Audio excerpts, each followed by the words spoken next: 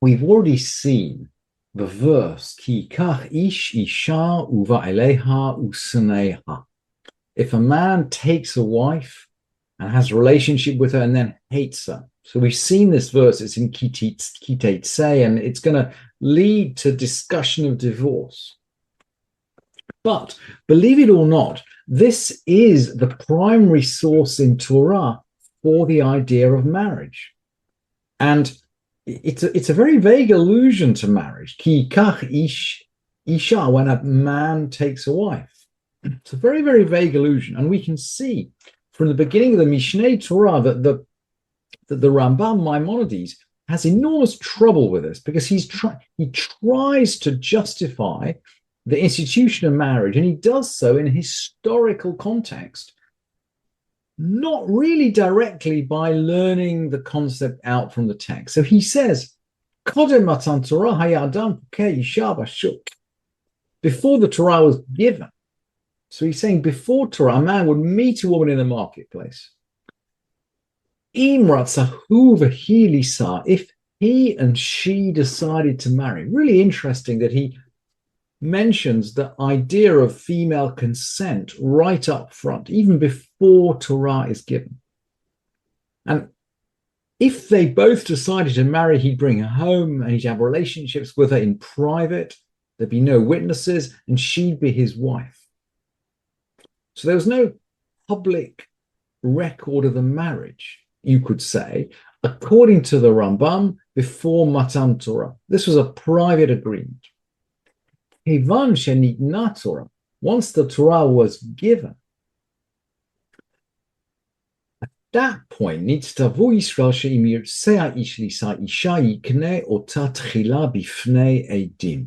once the Torah was given, Jews were commanded that if a man wanted to marry a woman, he must acquire her first as a wife in the presence of witnesses. And then she become his wife. And then he quotes our pasuk, Kikach ish isha, if a man takes a wife. So Maimonides is saying that marriage is not just a private event. It's a public event as well. It requires witnesses. And of course, we can see this has legal ramifications, because if there are witnesses, then the man's financial obligations are absolutely clear and he can't back out of them. And of course, we've learned already through the whole of the Seder of Moed that a man has financial obligations, and more than financial obligations, with regard to his wife. So these obligations are solidified, are certified, are concretized in the fact that in order to marry her, he needs witnesses. That is the essence of the view of the world from the Rambam. And the Mishnah begins, puzzlingly, a woman can be acquired in three ways. And she acquires herself in two ways. And Maimonides comments there, by the way, really interesting comment on the grammar of this, this phrase. A woman is acquired in three ways. The Rambam is going to say in his commentary, derech, to fail. The word derech, the word ways. Remember, the Mishnah begins, a woman is acquired in three ways or three paths. The word derech is agnostic. Derech, to fail. It's agnostic. Bein al-lashon zachar, bein al-lashon nekeva. The word derech is agnostic as to whether it's masculine or feminine. We notice this, by the way, when we're reading Torah. So, for example, the Torah says, derech asher yelchu ba, the path they shall walk on. That's ba, that's in the feminine. And the Torah also says, b'derech echad yetzu elecha. We read this a couple of weeks ago in the parsha of Ki Tavo. They will go out to your one path, and that's in the masculine. So we know that the word derech, the word path, is agnostic as to whether it's masculine or feminine. So we can't learn anything about the primacy of one gender or the other, particularly from the use of the word the word shlosha derachim. But the Rambam goes on. There's always a but. Umash amar ha'isha nikneit. When the Mishnah begins, a woman is acquired, rather than ha'ish koneh, a man acquires. And he's quoting here from the Gemara, the first sugya in the tractate of Kiddushin. He's summarizing the first discussion in the Gemara. When the Mishnah says begins with the word woman, rather than beginning with the word man, it teaches us that she can't be married. She doesn't become a married woman without her assent. And that if he betroths her without her consent, she is not betrothed. Im kitcha ba'al korcha eina mekudeshet. She's not betrothed. So the Gemara, and following the Gemara, the Rambam learned that the woman has a key role in this process, even though the Mishnah seems to begin with the action of the man. The woman has to agree.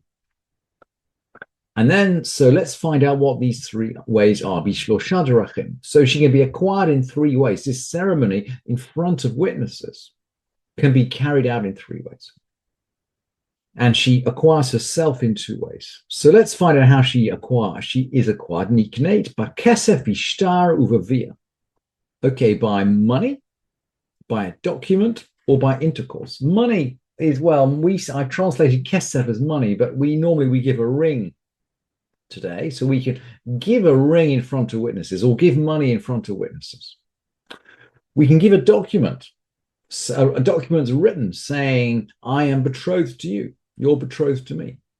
Or by intercourse. And the rabbis don't like this. And it's the Gemara hardly discusses it because the rabbis really, really don't like this. But in theory, intercourse with witnesses, now maybe these are just witnesses to the yichud, witnesses to seclusion, rather than witnesses to the act. That's a more nicer way of doing it. That can also be a way of transacting Kiddushin.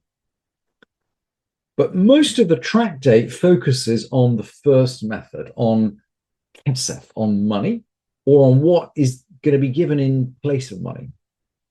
And the Mishnah continues just to lay out the architecture. But kesef, with money, Beit Shammai omrim b'dinar. Beit Shammai say it's a dinar. A dinar is like a zuz. It's about a day's wage. Remember, 200 zuz is the minimum on a ketubah. So a dinar is a serious amount of money, but it's not as much as you pay to transact a divorce, but it's a reasonable amount of money. So Beit Shammai say, b'dinar or b'shavei dinar, with a dinar or what's worth a dinar. Beit Hillel omrim, b'pruta uv'shavei pruta. Beit Hillel say a peruta, or the equivalent of a peruta. A peruta is basically nothing. It's like a cent. It's the smallest possible unit of money in the Talmudic terminology. It's an eighth of an Italian issa. So Beit Hillel essentially say that the money you're handing over to solemnize a marriage is essentially a minimal quantity. Anybody should be able to do that. Beit Shammai say it's somehow not. Well, Beit Hillel will say, look, it's not dignified to get married with less than the peruta. But Beit Shammai put a larger value on it. And we know in general that Beit Shammai are they often rule in a way that's favorable to rich people. So if a poor person was not able to conduct a betrothal because he didn't have a dinar, maybe that will be okay for Beit Shammai. And how about acquiring herself? Vekonait atzma. What are the two ways? Vekonait atzma beget uvimat habal. She can acquire herself, i.e., she becomes independent with a get, with a divorce. We've learned about that, or with the death of her husband. So when her husband dies, she becomes independent. And then the Mishnah concludes, Hayavama nikneit b'via. A Yevamah is acquired by intercourse. And we've learned this already, that the bond between the Yibum and the Yavam and the Yavama, the obligation of a of a woman whose husband dies childless to marry his brother if he has a brother, and to kind of procreate on her deceased husband's behalf, that is created at the moment that the husband dies. It's kind of created automatically. And either the marriage is consummated or she gives chalitza. So she can acquire herself by chalitza, in which case she's free. She can acquire herself, of course, with the death of the yavam, the death of the brother-in-law. And if they consummate the marriage, then at that point, she's married to him. So that's the architecture of the beginning of Kiddushin. And the rest of the first chapter, by the way, is going to now go off on a complete tangent and talk about other types of acquisitions. So we'll talk about acquiring many other transactions before coming back to betrothal at the beginning of chapter 2. And running through the Gemara, as we go through the tractate of Kiddushin, will be a tension between the question of whether betrothal is an emotional act. The woman has to agree. She has to love the person involved. The Gemara brings these ideas, or whether it's a legal act. And the fact that the first chapter of Kiddushin just occupies itself with legal ways of acquisition focuses on this second aspect. But both aspects, the legal aspect and the emotional aspect, run right through the tractate.